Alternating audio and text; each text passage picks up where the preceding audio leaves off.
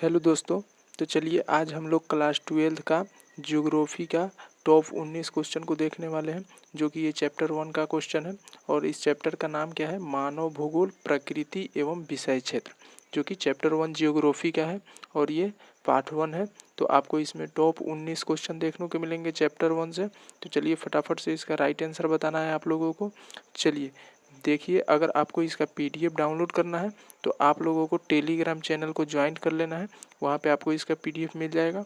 क्या करना है कि सर्च करना है टेलीग्राम पे जाके 12th आर्ट्स बाय VK, और आपको टेलीग्राम ग्रुप में ज्वाइन हो जाना है। चलिए 1 नंबर क्वेश्चन का आंसर बताना है। क्या बोल रहा है?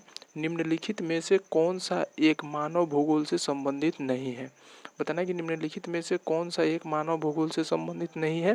क्षेत्रीय विभिन्नता, मात्रात्मक क्रांति, स्थानिक संगठन या अन्वेषण एवं वर्णन। बताना कि निम्नलिखित में से कौन सा एक मानव भूगोल से संबंधित नहीं है? तो इसका राइट आंसर हो जाएगा मात्रात्मक क्रांति, यानी कि option number B right answer हो जाएगा। चलिए दूसरा नंबर बताना है, नौ निश्चयवाद के प्रवर्तक कौन है? नौ निश्चयवाद के प्रवर्तक कौन है?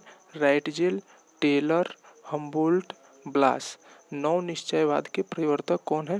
तो इसका राइट आंसर हो जाएगा टेलर, यानी कि option number B right answer हो जाएगा। चलिए तीसरा नंबर बताना है, किसने कहा मानव प्रकृति का दास है? किसने कहा मानव प्रकृति का दास है? हंटिंगटन, अरस्तु, एलन सैमुअल या बकले। किसने कहा मानव प्रकृति का दास है? तो इसका राइट आंसर हो जाएगा एलन सैमुअल, यानी कि option number C right answer हो जाएगा। चलिए 4 नंबर बताना है, मानव भूगोल का जनक किसे कहा जाता है? मानव भूगोल का जनक किसको कहा जाता है? स्ट्राबो, अटलॉमी, हैकेल या रेटजेल। मानव भूगोल का जनक किसे कहा जाता है? तो इसका राइट आंसर हो जाएगा रेटजेल को, यानी कि option number D right answer हो जाएगा। चलिए 5वां नंबर बताना है, जियोग्राफिया जनरलिस के लेखक कौन है? जो ये जियोग्राफिया जनरलिस के लेखक हैं ये कौन है? Sample, वारेनियर, राइटजेल, Darwin. जियोग्राफिया जनरलिस के लेखक कौन है? तो इसका राइट आंसर हो जाएगा वारेनियर, यानी कि option number B right answer हो जाएगा। चलिए फटाफट से अपने दोस्तों में शेयर कर दीजिएगा। चलिए बताना है 6 नंबर का, एंथ्रोपोजियोग्राफी।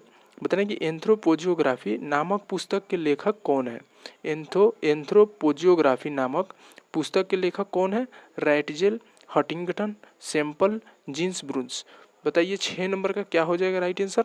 तो फ्रेंड्स इसका राइट आंसर हो जाएगा राइटजेल, यानी कि एंथ्रोपोजियोग्राफी नामक पुस्तक के लेखक राइटजेल है, यानी कि ऑप्शन नंबर ये आपका राइट आंसर हो जाएगा। चलिए 7वां नंबर बताना है, संभववाद शब्द का प्रयोग सर्वप्रथम किस फ्रांसीसी विद्वान ने किया? संभववाद शब्द का प्रयोग सर्वप्रथम किस फ्रांसीसी विद्वान ने किया? Vidal de Lablache, Lucien Febvre, Francis Bacon या जीन ब्रूंस। तो इसका राइट आंसर आपका हो जाएगा लुसियन फेवरे, यानी कि option number B right answer हो जाएगा।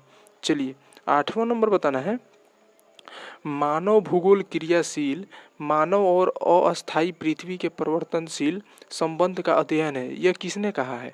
मानव भूगोल क्रियाशील मानव और अस्थायी पृथ्वी के परिवर्तनशील संबंधों का अध्ययन है, यह किसने कहा है? रीटर ने, राइटजेल ने, कुमारी सैंपल ने या टेलर ने।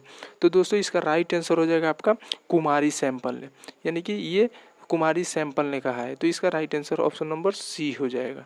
चलिए 9 नंबर बताना है, निम्नलिखित में से कौन सा एक भौगोलिक सूचना का स्रोत नहीं है?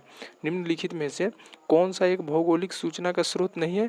यात्रियों का विवरण, चंद्रमा से चट्टानी पदार्थों के नमूने, प्राचीन मानचित्र या प्राचीन महाकाव्य। निम्नलिखित में से कौन सा एक भौगोलिक सूचना का स्रोत नहीं है?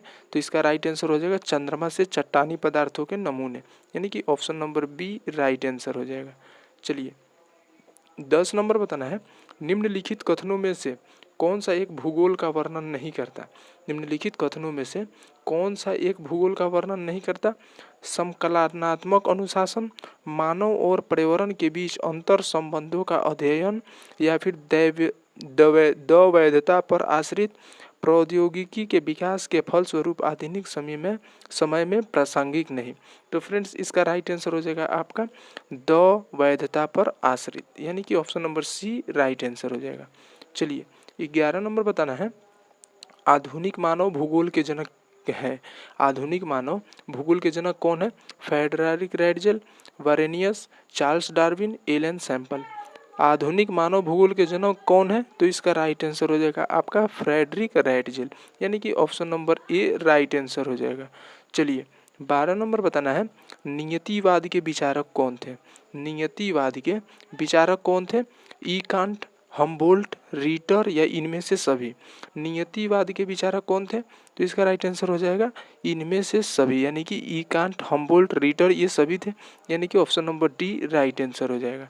चलिए 13 नंबर बताना है, निम्नलिखित में से कौन सा एक लोगों और पर्यावरण के बीच अन्योन्य क्रिया का सर्वाधिक महत्वपूर्ण कारक है? निम्नलिखित में से कौन सा एक लोगों और पर्यावरण के बीच अन्योन्य क्रिया का सर्वाधिक महत्वपूर्ण कारक है? मानव बुद्धिमत्ता, प्रौद्योगिकी, लोगों के अनुभव, मानवीय भाईचारा। तो इसका राइट आंसर हो जाएगा आपका मानव बुद्धिमत्ता, यानी कि option number A right answer हो जाएगा। चलिए 14 नंबर बताइएगा, भूगोल का जनक माना जाता है किसको? यूनान को, एशिया को, अफ्रीका को या इनमें से किसी को नहीं? भूगोल का जनक किसे माना जाता है? तो ये यूनान को माना जाता है। ये आप लोग सब याद कर लीजिएगा। देखिए ये इसका राइट आंसर हो जाएगा 14 नंबर का, यानी कि यूनान को माना जाता है। चलिए 15 नंबर बताना है, रुको और जाओ निश्चयवाद की संकल्पना किसने दी? रुको और जाओ निश्चयवाद की संकल्पना किसने दी? रेटजेल ने, हम्बोल्ट ने, ब्लास ने या टेलर ने? रुको और जाओ निश्चयवाद की संकल्पना किसने दी? तो इसका राइट आंसर हो जाएगा टेलर ने, यानी कि option number D right answer हो जाएगा। चलिए 16 नंबर बताइएगा, व्यवहारिक भूगोल, राजनीतिक भूगोल, आर्थिक भूगोल अथवा सामाजिक भूगोल कौन से भूगोल के उपक्षेत्र हैं? व्यवहारिक भूगोल, राजनीतिक भूगोल, आर्थिक भूगोल अथवा सामाजिक भूगोल कौन से भूगोल के उपक्षेत्र हैं? सामान्य भूगोल के, विशिष्ट भूगोल के, मानव भूगोल के या जीव भूगोल के?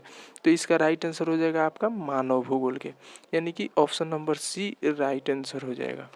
चलिए 17 नंबर क्वेश्चन की तरफ चलते हैं। 17 नंबर क्या बोल रहा है, मैक्सिको में स्थानांतरित कृषि के प्रथा डैश कहते हैं, मतलब क्या कहते हैं?